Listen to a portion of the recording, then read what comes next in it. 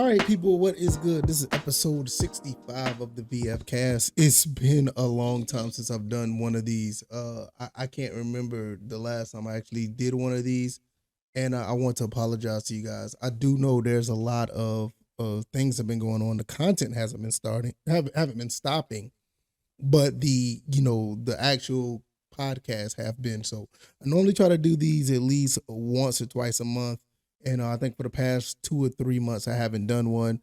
There used to be a weekly show, and the weekly podcast was pretty much put on hold, was extended out more because I had other things to do, especially on this channel and the other channel. So it's been fun, but it's been too spread out for you guys. So I want to apologize because over here I basically talk about gaming and things that's under that umbrella for the most part, and give you my thoughts and opinions on them. Now, today we're going to be talking about avoiding unfinished games because this has been a problem for a while now. I mean, I think especially on the PC side, you have a lot of games that are coming out that's just not complete.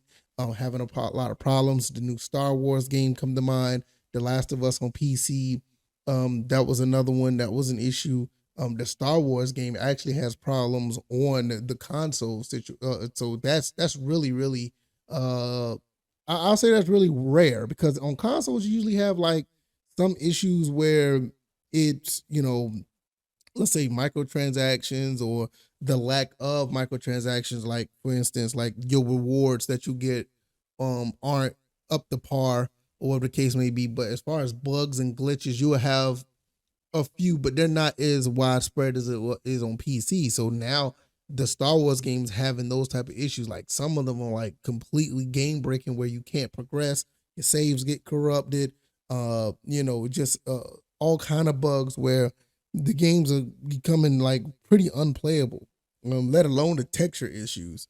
So I'm not going to get into each game piece by piece because there's a report out saying there's like nine, or well, I said it's a little too high. I say about 7 to 9 games that have been out so far this year that have been like not up to par or just been flat out broken. And I'm just going to talk about just avoiding the games because there's so much other things to do in the gaming world where you can come back to these games when they're up to par.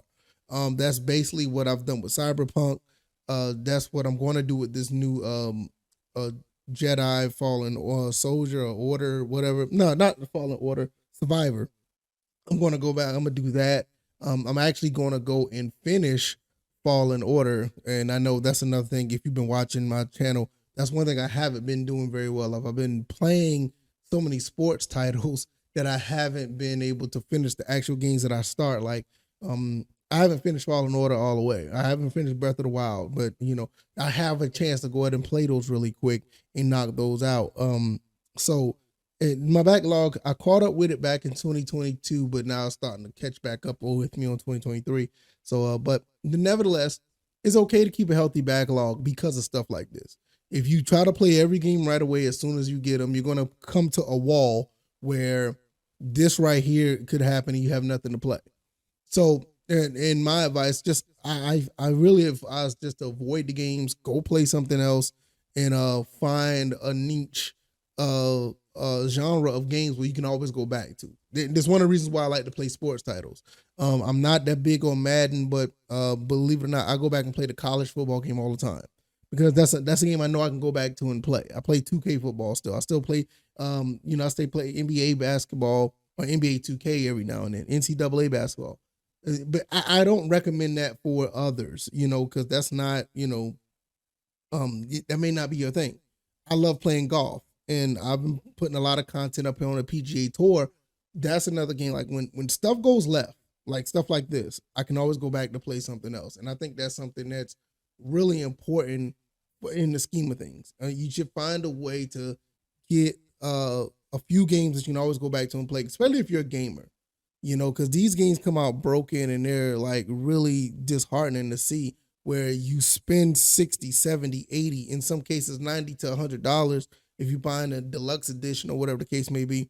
And when you get the games, they're basically, they have so many problems. You can't progress in the game, or the game is not appealing to you no more because you have to jump through hoops just for the game to get through where it needs to be. Now, also what I would say, I'm not saying it's necessarily in the developer's defense or whatever, but there are some issues tackling when you take a third party game that's normally on console and PC, putting it on PC, and trying to make it configure for all these other PCs. Now, I mean people don't want to hear that, but that is an issue. Do I condone it? No. You should be able to get into your skill as a developer to actually get these games up and running on whatever platform you're putting them on. If that's the case, if you can't do that, why are you putting them up? So my thing is you should be able to have some type of system or mechanics or just a game plan in place to make sure these games are running. Because I mean, if you're running a 5700 XT compared to a 7700 or a 6700 XT, or you're running a 3080 or a 4090, these games still should be running all the while. I know there's going to be different configurations because most of us build our own PCs and we may have unique issues. I mean, there's no doubt about that. But at the same time, it should not be as widespread to have all of these players saying there's something wrong with Jedi Fallen, Jedi Survivor. It shouldn't be that widespread. It shouldn't be an issue where, like a game like Cyberpunk or The Last of Us on PC or a couple of other games that come out that have a widespread issue. At some point, you can't just point the finger at all the gamers. At some point, it has to be on the developer. Yeah, things do happen, but when you know that your game is not up to par, I mean, what are we supposed to do? So that is something that I really feel that it needs to be addressed some form of fashion. There's no excuse for that. Pairing. I just don't know. Maybe I'm tripping. I don't know. Do I know what I'm talking about? Maybe not. Let's see if the audio changed, I want to apologize. I had to make sure my mixer was going up. So I don't know if the mixer changes anything or whatever, but it probably did. But nevertheless, we still should have good audio. Sorry about that.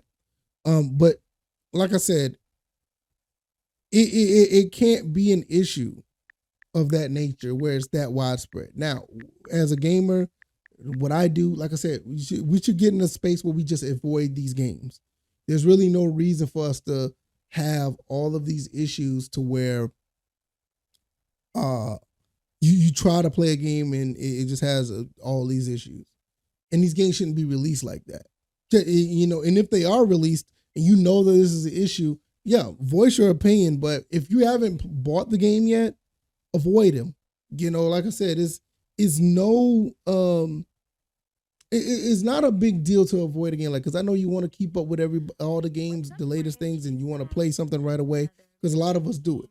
And I learned from a few years back that it's okay not to do that, where you are basically trying to play every game and keep up with the news and the world cycle or whatever the case may be. But if you're not enjoying the game, so if the game is hindering your enjoyment, don't put yourself through that, because a lot of people do it and they do it to a point where it's unavoidable. And I think that's what's happening with Jedi Survivor. People did that with Last of Us PC. I don't even know if that game is recovered yet, because nobody gave a real good update on that game, like what has happened with that game since. I would imagine that it's okay now. And a lot of people end up buying the games anyway, and the games that they end up buying them anyway, and the games end up being a really big success. And what you have at the end of the day is companies that are going to continue to do this. They're going to continue to put these games out in this fashion because it's not enough people not buying these games. Yeah, they're going to put out an apology. They're going to put out an issue. They're going to issue a statement saying that, oh, we messed up, this, that, and the third. But they're going to keep doing it if the revenue's coming in. And to be honest, I think the revenue's going to keep going. It's not saying that I'm not telling anybody to boycott a game, to not play a game, because your money is your money. But my main thing is, if if a game is messed up, just avoid it. Even if you buy it, just don't play it. Don't put yourself through that heartache of trying to run through a game that you can't play. So I normally tend to try to stay away from those situations. So for the most part, what I'm going to be playing now, I'm obviously going to continue to play my EA Sports PGA Tour Golf. I love that game. I'm almost done with Resident Evil 4. Should have been done with that before already, but my wife likes watching me play that game. So whenever her schedule lines up with mine, we go ahead and when she watches it, I play it, and it's just a good time. Because one thing I will say that when I do play these type of games, another reason why I do have a backlog is because of the fact that if my wife is not necessarily interested, I take my time with the game. Or if there's a problem with the game and she notices the problem, you know, she watched me play and she notices the issue, it kind of ruins the moment for, you know, all of us. So there's one of the reasons why I don't, you know, I don't play too many games right away. I try to avoid them. And just when they have these type of issues. So I really like what EA is doing here with the Star Wars series in general, because you know the Battlefield Front 2, Battlefront 2 situation forced them to make these type of games, and that's a plus. But at the same time, these games have to work. You know what I'm saying? In some cases, and I know I may sound contradictory again, but in some cases, these games, it should be a crime to put these games out there like this and pay and charge this much. It should not be that. It should not be a way where we have to pay full price for games in this magnitude. It's absolutely criminal, if you ask me. And I haven't touched it. I plan on playing it. If sometime down the road, I'm one of those type of people. I will gladly play a game months later, especially if I know if everything in the game is okay and it's smooth. And other than that, I'll go and play, you know, like the other games I talked about. You know, that's one reason why I have my retro systems, because I would hate to have games that are broken or games that don't work, a game that I want to play, and that's the only console that I have, you know. So I have all these other consoles. So like, if I don't want to play a new game or whatever, yeah, I'll just go and play something on my PlayStation 3.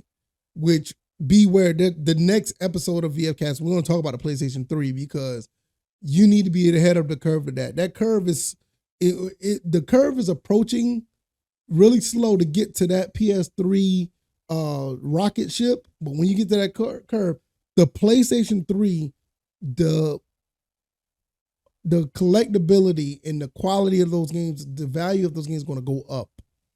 They're going to go up faster than you think. So I want to talk about that next episode. So I'm going to get up out of here, and hopefully you guys enjoyed and made it this far from my rambling. So I hope you guys like, share, and subscribe. This is episode 65 of the VFcast. It has been really, really fun doing all of the other stuff that I've been doing. And I really enjoy it. And hopefully you guys continue to support. Thank you guys who have been liking the videos, commenting, sharing all the other stuff I've been doing, from the Kaiko videos or KCO videos or Kaiko videos, whatever you want to call it, to the PGA videos and everything in between. So we're going to have more stuff coming your way. I really appreciate it. Check out my other channel, the First and Frame Rates channel, where I talk about football and everything under our umbrella. I will see you guys on the next one. All right, y'all. Y'all take it easy. Enjoy the rest of your day, and peace.